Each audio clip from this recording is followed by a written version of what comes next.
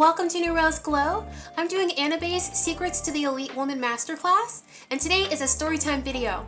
I want to tell you about my first date with a multi-millionaire.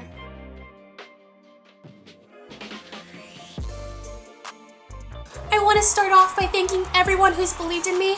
Thank you everyone who supported me. Thank you so much. I could have never gotten here without you. But seriously, I do want to thank you all. Thank you so much for your support and your kind words. They really motivated me. And thank you, Annabe and the other Level Up gurus, for giving me truly solid advice so that I could reach this milestone. And this is a milestone for me. I know it's not a milestone for everyone. There are a lot of ladies who have let me know that they're mostly interested in being able to level up themselves so that they can provide the lifestyle that they want on their own. And that is wonderful, and my hat's off to you. I am here to level up myself. I would like to be able to provide my own luxury, affluent lifestyle for myself, but I would also like to pair with a partner who is able to provide this lifestyle or even do more than I can do with us being together. So that is where this whole story time is coming from. I don't mean to offend anyone who is in the mindset that women should not partner with affluent men, that women should just do all the work themselves to get to where they want to go. Both schools of thought are wonderful for whoever prefers it, but I'm going to focus today on meeting a person who is more affluent and how I was able to do that and what happened throughout the entire situation. This is not going to be a normal video where I have a lot of prompts to help me get through the conversation. I'm just going to speak really casually. So bear with me, this is a very relaxed video. Throughout this journey, I have read a lot of self-improvement books on leveling up and on improving your finances, just a lot of content like that. And one of the suggestions I got about dating was that I should just start dating more affluent or more leveled up men right now and not wait until I'm prepared. So right now I am not my ideal body weight. I don't have the education level that I want. I'm not speaking the second language fluently. Like, I've been practicing French, but I'm not speaking it as fluently as I would like. I don't have all the accomplishments in my career that I am hoping to have. I haven't been traveling to all the places I want to travel to. There's so many things that I want to do to improve myself so that I can be the best person that I can be. But in the meantime, it's been suggested that I go ahead and start dating men who are leveled up or affluent so that I get practice being in their presence and having conversations with them. Because one of the mistakes that women often make is that they will wait until they're perfectly ready and then they'll have their first date, and it'll feel like a first date where you can bumble through it and make mistakes. So it's best to make all those early mistakes while you're still growing and not when you feel like you're perfectly ready. Just date affluent men. Just date as many as you can, get as much experience as you can so that you're really comfortable. You're not nervous around them, you're not bumbling. And so that's why I decided to really kick up my dating game. So where did I meet this person that I went on a date with this time? I met him on Tinder. Tinder is a very popular app here in the United States. I pay for my Tinder, so I do have I think it's Tinder Plus or Platinum. I think I have Platinum. It's like the highest one that they have. I have that paid for because it does save me a lot of time. If you have a free Tinder site and you're just swiping, that can take forever. And I don't have that kind of time to sit on an online site just swiping through profile pictures and bios. So I paid for it, and then I was given a list of people who already swiped right or who wanted to match with or were interested in me. So instead of having to search for people, I was given a list of people who are already interested. And that saves me so much time and energy. I can just look through that list and see who I am also interested in. And then I know we're going to match because they've already said that they're interested. The person in question that I matched with, I chose for a number of reasons, and I get this question often. how can you tell that someone is affluent just by looking at their profile? And I don't want to say that what I'm going to tell you is an exact science, because it's not. You're going to have so many stories of, my uncle's affluent, my brother, my husband, and they don't do what you just suggested. They never take pictures like that. You're going to have so many stories like that I want you to know that this is just my personal method, and it works for me, and it doesn't have to be something that you take as a law of the land, that every single person who is affluent is going to do these things, because that's not how the world works. That's not how people work. These are just things that I look for. So the first thing I look for is, am I interested in them at all? Are they somebody that I would find even mildly attractive? I don't have to match with someone who is the most beautiful person in the world. That's not that important to me. But if I'm mildly interested in them, then that's a good starting point. Another thing I look for is their surroundings. So if they're in a place where more affluent people might be, for example, if you were to see a picture of one person and they were at a fast food restaurant versus another picture of someone and they're at an upscale restaurant, I would choose the upscale restaurant person, because somebody who is more leveled up, in my opinion, would not be at a place that was so bad for you, had such low quality foods, and catered to people who really didn't have a lot of funds. So I would go for the person who was in a more leveled up restaurant. Some kinds of places that I look at are a place with lots of beautiful monuments that are not common. So if you were in New York, you wouldn't be at the Statue of Liberty where everyone goes. Maybe there's another statue or monument or something that only a few people really know about, but it's still really upscale, it's still really nice, that you would go and see those things. So if you're in a location that's really nice, are you in a hyper touristy location, or are you in a location that's a little bit more tucked away? So I went to art school, and I have an art history knowledge because I've taken so many art history classes. I think I've taken 5 of them. So I can spot some really profound places throughout our history. So if I see you in one of those places that it's not that common for everyone to know, then I'll say, okay, well, you are someone who's looking for hidden gems. And that to me speaks that you are probably on a more elevated level when it comes to going sightseeing. One controversial thing that I look at is clothing. So I'm not looking at someone who's got the flashiest suit on, because often I'll look at a suit and I'll question, like, are you at a wedding? Is that a suit you wore to someone else's wedding? Because that's why you're dressed up. If you see something like that and it looks like a classic I'm going to a wedding suit, don't consider that person automatically to be a part of, a more elite group, because everyone can throw in a nice suit and go to an event. You want to look for someone who's dressed nice in a more casual way. So this looks like how they dress every day. It's not because they're at a very fancy event, which a lot of people can find a way to dress up for a fancy event. If you were looking at someone and they've got on a shirt and pants, are they really good quality shirt and pants? Is it the kind of shirt and pants that you might find for $10 at a common shop or a Walmart or something like that? Or is it a shirt that looks like it might have cost a little bit more? Just a little bit more thought went into it. Is it ironed? Do they look like they care about their appearance? These are things that are more controversial, because you can find people who are more affluent who dress however they like. But if it's gonna mesh with me, I would prefer someone who cares about what they're wearing, because I care about what I'm wearing, and I want to partner with someone who also cares about what they're wearing. You can also look for whatever details are on the shirt. A lot of men wear shirts that have logos on it, and it's got some sort of words. Maybe it's like a sporting event or whatever it is.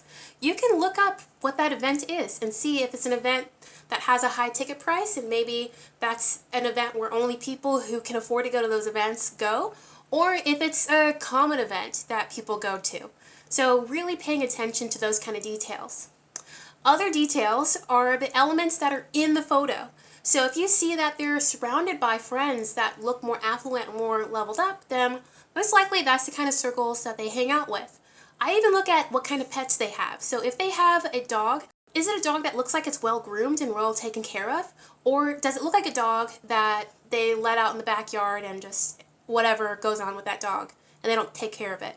If they are taking care of their pets and their living situation, it looks like it's taken care of, then the likelihood that they're going to also take care of you is just elevated in my mind. So I'm more likely to try to match with someone who looks like they are surrounded by people who care about their appearance and about looking more leveled up, and they take care of their items, even their pets. I also look at a person's level of upkeep. So if they have their hair groomed and it looks like they take care of their skin and just basic things about them, their beard is shaped nicely, then I'm more likely to assume that they are of a more affluent lifestyle than someone who is not. Another thing I look at with their skin is sun damage. Now, it has been a little tricky for me to find men who take care of their skin and who care about sun damage. But if I see someone who has a lot of sun damage on their face, I assume that either they work outdoors or they spend a lot of time outdoors. So maybe they are at concerts or sporting events where they're outdoors all the time and not having a lot of appropriate shade or cover. And that doesn't mesh with the kind of lifestyle I want to live. I definitely don't enjoy being out in the harsh sun. So that's not someone that I would match with just because I saw lots of sun damage on their face or on their skin. I also feel that people who are able to take care of themselves more are more likely to take care of themselves more. So if someone is able to afford taking care of their skin, then they most likely wouldn't have as much sun damage. That's just the way I put those things together. One woman in one of the level up groups that I'm a part of pointed out that the level of seriousness of a person in their photos also can denote the level that they're at when it comes to affluence. Because when I have seen men who are a little bit more leveled up or a little bit more affluent, I have noticed that they have been more serious. They don't have pictures of themselves joking around with illegal substances or over drinking, doing upside down keg stands or any kind of activity like that. A lot of them are just showing themselves in a positive light without being goofy. So that's something to look out for. And the last thing I really look for are the little details in the photo. So if they are drinking something or eating something, or there's an item with a label in the background, I try to see what kind of item is that. Are they using the best thing? Are they purchasing the best thing? Are they sitting beside the best thing? If they're sitting beside or using or whatever it is, something that's really, really low quality, I assume that that's what they either can afford or are used to. And neither of those things are something that I really want to be a part of my life in the future. So that's not someone that I would swipe on. The person that I ended up matching with is 29 years old, in the finance industry, and listed a number of affluent hobbies that he enjoys. During our conversation, the first thing that he asked me was, do I work out and what do I do for a living? These are not the most polite things to ask someone when you first meet them, but I was prepared to answer them only because you wonderful women in this community have told me that sometimes people who are more affluent do ask these questions up front. So I answered them. I didn't want to say that, oh, I don't work out very much, which is true. I said that the workouts that I do are normally dancing and yoga, and I like to do them at home. That is true. It doesn't say how often I do it, but that's the truth. He asked me what I did for a living. I was just very honest and said I'm an animator and creative consultant, and that's just all I could really say about that. I know it's not impressive. If you have another thing that I could have said instead of that, please let me know in the comment section. In fact, if you have any advice at all, just put it in the comment section. I'll be looking out for that. He then followed up by asking me my education level and what my parents did. I felt really uncomfortable with these questions, so I tried to be as positive but vague as possible. I didn't want to get into exactly what my parents do. I don't think that's anyone's business, especially when I'm first meeting them. Thankfully, I was able to guide the conversation back to him, and he spent most of the time talking about himself, a lot about himself. He talked about his educational background, his upbringing, his past relationships. He just talked about a lot of things to do with work and his career.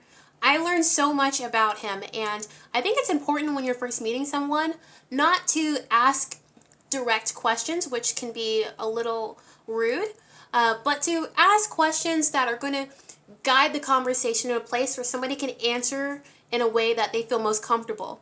You do want to get certain details from someone before you decide to go on a date with them. So their name is great, where they work, what part of town they live in, those kind of questions you don't want to ask directly, but you do want to get that information. So if you can find a way to steer the conversation so that you do get those points, it'll be easier for you to do the next step, which is to do a background check.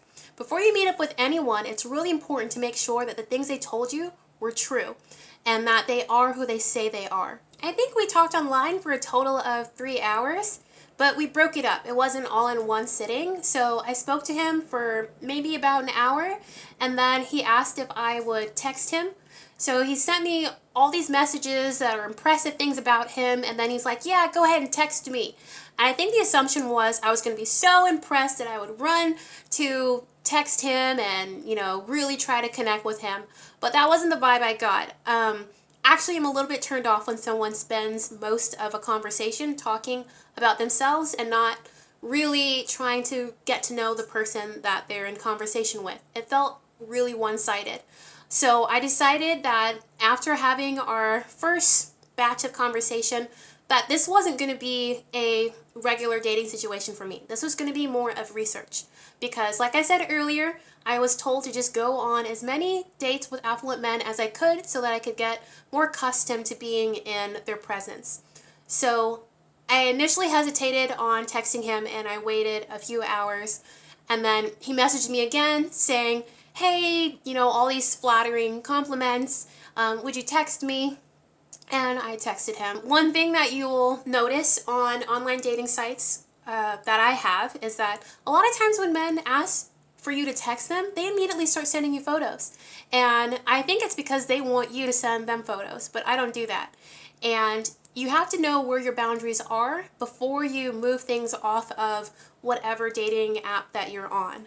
I don't think it's a bad thing to have boundaries, even if you're interacting with someone who is more affluent than you or more leveled up than you. So we had our conversation in text. He sent me photos. He said more impressive things. He said, he told me what his IQ was and asked me to look up what that meant because he was at genius levels. So I looked it up. He told me a lot of things that actually were impressive about his career and his aspirations and his goals and the things that he's done. But instead of acting like I was really impressed and drooling over them, which I don't know if that's what he really wanted, I was impressed, but I was just supportive. So when he talked about his extensive educational background, I said, it's so wonderful that you value education and that, you find that constant curiosity and a need to continue growing is really essential in life. So I really just spoke to what the underlying thought process was for the things he was saying. So instead of saying, like when he talked about some of the things he accomplished in his career, instead of saying, oh, that's so wonderful, I spoke to what kind of mindset he must have had to even want to accomplish that. And I found that that helped the conversation to continue going without it just being a big, you're so wonderful, you're so great compliment session. When he initially asked for us to meet up, he suggested a spot that was a coffee spot, and it wasn't a very leveled up kind of area or location. And honestly, after hearing him brag about himself for so long, there was no way that I wanted to go on such a casual date, because he went on and on about how he's made so much money and he's done so many things, and then he offers to take me to, a low-level coffee shop. So I told him that I would look into the place and see about it, and I looked it up, I saw what it was, and I just said, I'm not really interested in that, maybe another time. And then he quickly went back and said, oh, well, we don't have to go there, we can go, and then he named something else. And the atmosphere is really nice, but the place is still pretty medium level. It still was significantly better than the coffee shop he first suggested. If you know this place, it's called Del Fresco, and it's in Buckhead, Atlanta. It's a nice bar and grill place, but it's not super fancy, which I think is fine. I've heard of other women in these groups, or level up community groups, saying that sometimes when people are trying to initially meet you, they might not take you to, you know, this 5-star super fancy place. They might just take you to some place that's okay, so they can figure out if they want to take you to a nicer place. My assumption was that is, I guess I have a lot more leveling up to do if I want my first place to be suggested to be a 5-star place. But it is what it is. My whole point about even talking to this person was just research. So going on this date was going to be more research for me, and it was acceptable. So I said yes to going to Del Fresco's, and I started getting ready the next day for the date. So I don't say yes to dates offered the same day, and I usually try to wait a few days out so that I can really, you know, prepare myself. But I only had the next day available, or else we'd have to wait even longer. And honestly, I didn't see myself as having interest in him for very much longer. So I agreed for the very next day. And I am actually wearing the dress that I wore on the date. I wanted you to see what I was wearing. I didn't take a picture of myself. And I didn't take a picture while I was at the restaurant, or pictures of my food, or pictures of us. I just didn't think that would be appropriate. I should have at least taken a picture of myself, but I'm wearing the dress now, so you can see. This is my, it is white with gold threading in it, and it is pretty much the highest quality casual dress that I own.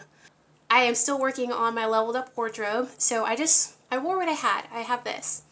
And I did my hair and my makeup and my nails were done, and I wore very simple jewelry, and I wore a suggestion from you all, which was Dolce & Gabbana's light blue perfume. That was a very strong suggestion in one of the level up groups. There were several points in our conversation throughout the night that were reminiscent of me being on a date with a more average Joe. And I feel like it was the fact that I still was trying to be courteous and complimentary and make the person in front of me feel comfortable, and just trying to spark an overall friendship. But there were some definite parts of the conversation that definitely spoke to the kind of lifestyle that my date lived. He spoke a lot about being ambitious in your career and trying to provide for your family. He spoke about his family's financial journey. We got really personal. He talked about the fact that he came from money, and then his family lost money, and then he earned it a lot, so it's really important to him now. He even spoke about the kind of woman that he's looking for, and I have noticed with men who are a little bit more leveled up that they do cut straight to the chase and speak about exactly what they want to go over on dates, instead of beating around the bush more, which I find that more average Joes are okay with having lots of dates with someone to figure out who they are, versus someone who's more affluent, who wants to figure out who you are as fast as possible. He stressed that he's looking for someone who has a very high education level, an impressive career, and preferably comes from a wealthy background. I do not have any of those things, so I don't think that just from that first date that's going to work out between us. He also did not possess many of the personality traits that I'm looking for. Someone who is compassionate and generous, and who focuses on the person in front of them when they're having a conversation. Something that he definitely did not do. Just a lot of talking about himself and his accomplishments. There are some things that I definitely can say that I learned from going on this date, and I want to share those with you. I truly enjoyed listening to him talk about the places that he has been before, like that he's traveled to, and the places he plans on going and why he chooses a certain location. That was very insightful. He doesn't go to places just because he's going to be seen with other people who are really affluent. He goes to places because of the quality of experience. So one thing we talked about was snowboarding. I've watched a lot of snowboard documentaries. There was a point in my life when I was really obsessed with snowboarding. Not that I've ever done it before, but I just love learning about people who did it. And the fact that I could speak to that topic and really understand why he chose certain locations was really beneficial for our conversation. He chose specific parts of the snowboarding industry because he felt like he could really excel in it. Honestly, I felt like he only went after things that he could truly excel at. He really felt like it was important to be the best at something or the top of something. Like if he was going to be average in something, he just wouldn't do it. But if he felt like he could be number one or at least, top 10, then he would go after it. And I thought that was interesting because most people that I know have hobbies because they enjoy what they're doing, not because they feel like they're better than other people at it. But it was really important for him to be better at other people at it.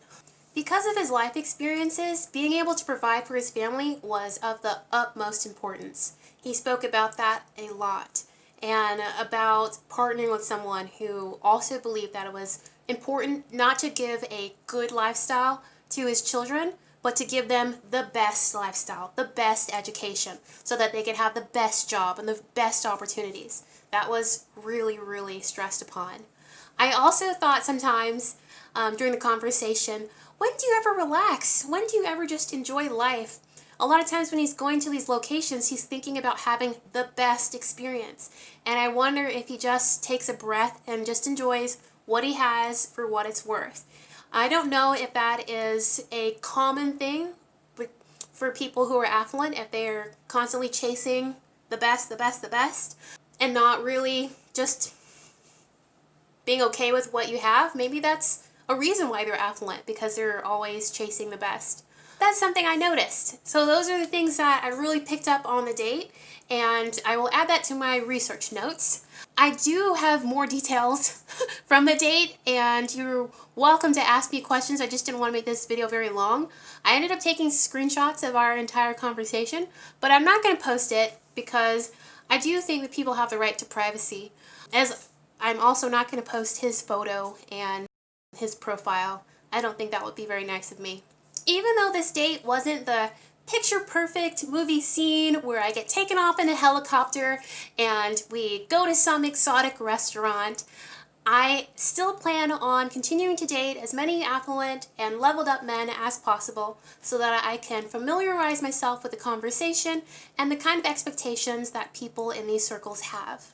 I would love to learn more about your dating experiences when it comes to dating men who are more affluent or leveled up. Please leave your stories in the comment section. I can't wait to read them. I hope you have enjoyed this video. If you did, give me a thumbs up. It really does help with the analytics of this channel. And if you'd like to see more content from me, please hit the subscribe button and the notification bell so you know when I make more content. If you'd like to contribute financially to this channel, please consider donating to Cash App. It is $NewRoseGlow. It really helps me with buying things for this channel. I'm hoping to get a camera soon, so that would really help with that goal. I hope to see you in the next video, and I hope you have a wonderful week. Bye-bye!